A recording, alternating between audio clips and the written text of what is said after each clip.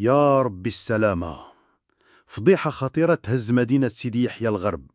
شاحنتين عامرين بالدلاح كادوا يدخلوا السوق، والدلاح فيه خطر على صحة المواطنين.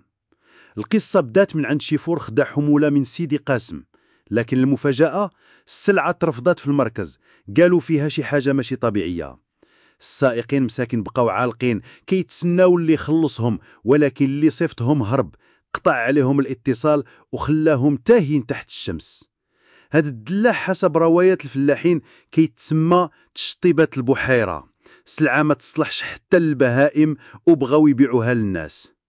السلطات دخلت على الخط وتم التبليغ للنيابة العامة، وحتى مفوض قضائي دار المعاينة، ولكن الجاني مازال هرب. هادشي فيه خطر على الفرشة المائية وعلى صحة عباد الله. وشحال من مواطن غادي يمرض إلا دخل هاد السم للأسواق.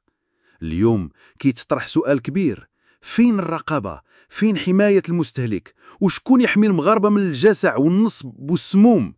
شوفوا شنو كتاكلوا. اللهم إن هذا منكر.